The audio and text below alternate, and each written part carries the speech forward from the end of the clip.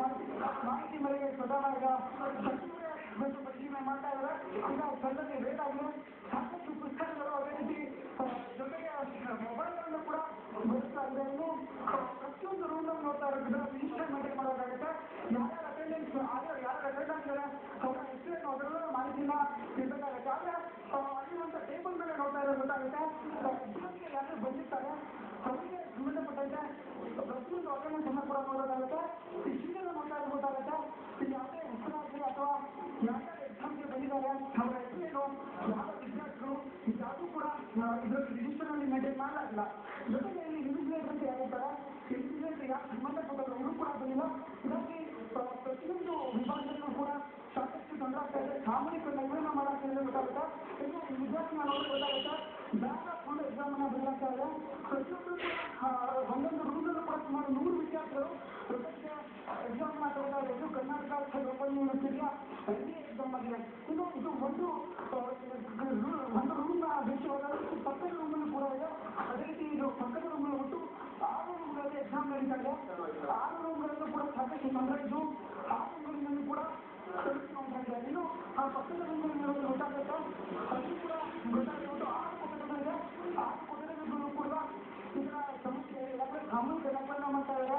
ಜೊತೆಗೆ ಮೊಬೈಲನ್ನು ಕೂಡ ಬಳಸ್ತಾ ಇರೋ ಮಾಹಿತಿ ಇದೆ. ಅದನ್ನು ಕೂಡ ಈಗ ಯೂಸ್ ಮಾಡೋ ಕೆಲಸಕ್ಕೆ ಅದು ಕೂಡ ಮುಂದಾಗ್ತಾ ಇದ್ದಾರೆ. ಇಲ್ಲಿ ಟೇಬಲ್ಗಳು ಕೂಡ ಗೊತ್ತಾಗುತ್ತೆ. ಮತ್ತೆ ಈ ಟೇಬಲ್ನ ನೋಡೋದು ಗೊತ್ತಾಗುತ್ತೆ. ಇಲ್ಲಿ ಎಲ್ಲ ರೀತಿಯ ಪುಸ್ತಕ ಇದೆ. ಎಲ್ಲ ಕೋರ್ಸ್ ಮೆಟೀರಿಯಲ್ ಇದೆ. ಯಾವ ಪೇಪರ್ಗಳು ಜೊತೆಗೆ ಎಕ್ಸಾಮಿಗೆ ಸಂಬಂಧಪಟ್ಟಂಥ ಪೇಪರ್ಗಳು ಜೊತೆಗೆ ವಿಷಯಕ್ಕೆ ಸಂಬಂಧಪಟ್ಟಂತೆ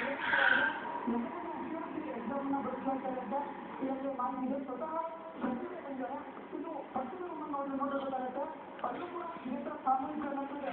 ಇದು ಮತ್ತೊಂದು ಕಂಪೌಂಡ್ ವಿಚಾರ ಅಂದರೆ ಇಲ್ಲಿ ಯಾರ್ಯಾರು ಹೆಸರು ಬರ್ತಿರ್ತಾರೆ ಪ್ರತಿಯೊಬ್ಬರು ಕೂಡ ಅಟೆಂಡ್ ಆಗೋದಾಗುತ್ತೆ. ಇಲ್ಲಿ ಓದ್ಸೋಂಥ ಹೆಸರು ಯಾರಿರ್ತಾರೆ ಅವರೇ ಬಂದಿದ್ದಾರೆ. ಅವರ ಹೆಸರೇನು ಅವ್ರ ವಿಭಾಗ ವರ್ಗ ಹಾಕಿದ್ದೀರಾ ಯಾವುದರ ಮಾಹಿತಿ ಕೂಡ ಇನ್ವಿಜಿಲೇಟರ್ ಆಗಲಿ ಯಾರ ಬಗ್ಗೆ ಕೂಡ ಇಲ್ಲ. ಹಾಗಾಗಿ ಸುಮಾರು 2-3 ತಿಂಗಳಿಂದ ಈ ಥರ ಎಕ್ಸಾಮ್ಗಳು ನಡೀತಾ ಇದೆ. ಪ್ರತಿಯೊಂದು ಹಂತದಲ್ಲೂ ಕೂಡ ಈ ಥರ ಸಾಮೂಹಿಕ ದಾಖಲನ್ನ ಮಾಡಲಾಗ್ತದೆ. ಇದೆಲ್ಲ ಸ್ವತಃ ಇಂಡಿಯನ್ ಕೂಡ ಒಂದು ಸ್ಟಿಂಗ್ ಆಪರೇಷನ್ ಮೂಲಕ ಎಲ್ಲರೂ ಕೂಡ ಪ್ರಕೃತವನ್ನು ಪಡಿಸಿತ್ತು. ಈಗ ಆದರೂ ಕೂಡ ಹೊರಗಡೆ ಏನು ನಡೀತಾ ಇದೆ ಇದೆಲ್ಲ ಟ್ರೀಟ್ ಮಾಡೋ ಹಂತಕ್ಕೆ ಸ್ವತಃ ಸಚಿವರೇ ಸಚಿವರಿಂದ ಕೂಡ ಮಾತಾಡೋಣ.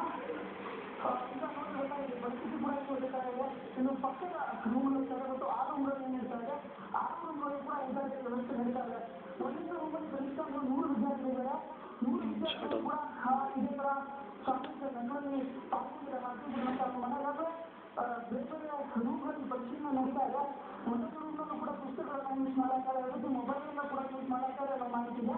ಅದನ್ನು ಕೂಡ ಸಚಿವರ ಜೊತೆಗೆ ಸ್ಥಳಕ್ಕೇನು ಸಿಬ್ಬಂದಿ ಬರ್ತಾ ಇಲ್ಲ. ಸಿಬ್ಬಂದಿಗಳನ್ನು ಕೂಡ ಕರೆತರುವಂಥ ಜೊತೆಗೆ ಯಾರು ಇನ್ವಿಜಿಲೇಟರ್ ಇರ್ತಾರೆ ಅವರನ್ನು ಕೂಡ ಪರಿಶೀಲನೆ ಮಾಡುವಂಥ ಕ್ರಮಕ್ಕಾಗಿ ಸಚಿವರು ಮುಂದಾಗ್ತಾ ಇದ್ದಾರೆ.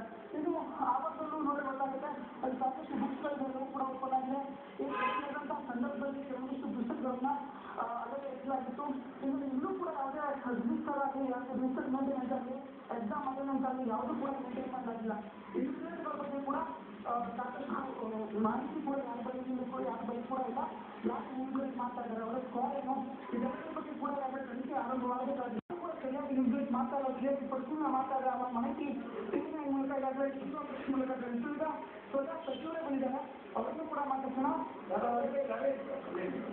ನೋಡಿದ್ದೀನಿ ನಾನು ಸ್ವತಃ ಖುದ್ದಾಗಿ ಏನಾಗ್ತಾರೆ ಸರ್ ರೇಟ್ ಮಾಡೋಂಥ ಸಂದರ್ಭದಲ್ಲಿ ಏನು ಪ್ರತಿ ಬಗ್ಗೆ ಈಗ ಓಪನ್ ಆಗಿ ಮಾರ್ಕ್ಸ್ ಕಾಪಿ ಹೊರಡ್ತಾ ಇದ್ದಾರೆ. ಇನ್ನು ಎಕ್ಸಾಮ್ ಕೂತಿರೋರು ಜೆಡಿಎನ್ ಒರಿಜಿನಲ್ ಅಫಿಷಿಯಲ್ಸೇ ಕೂತಿದ್ದಾರೋ ಅಥವಾ ಬೇರೆ ಯಾರು ಕೂತಿದ್ದಾರೋ ಅನ್ನೋದನ್ನ ಎನ್ಕ್ವೈರಿ ಮಾಡಿಸ್ಬೇಕು. ಯಾರು ಸೂಪರ್ಡೆಂಟು ಇಲ್ಲ. ನಾನೀಗ ಓಪನ್ ಯೂನಿವರ್ಸಿಟಿ ವೈಸ್ ಚಾನ್ಸಲರಿಗೆ ಮಾತಾಡಿ ಇದರ ಮಾನ್ಯತೆ ರದ್ದುಪಡಿಸಿ ಕ್ರಿಮಿನಲ್ ಕೇಸ್ ಹಾಕಲಿಕ್ಕೆ ಆದೇಶ ಕೊಡ್ತಾರೆ. ಸರ್ ಮತ್ತೊಂದು ವಿಚಾರ ಈಗಾಗಲೇ ಇನ್ವಿಜಿಲೇಟರ್ ಯಾರು ಅನ್ನೋದು ಗೊತ್ತಿಲ್ಲ. ಒಂದು ಅಟೆಂಡೆನ್ಸ್ ರಿಜಿಸ್ಟರ್ ಮಾಡಿಲ್ಲ. ಎಕ್ಸಾಮ್ ರಿಜಿಸ್ಟರ್ ಯಾರು ಇಲ್ಲ.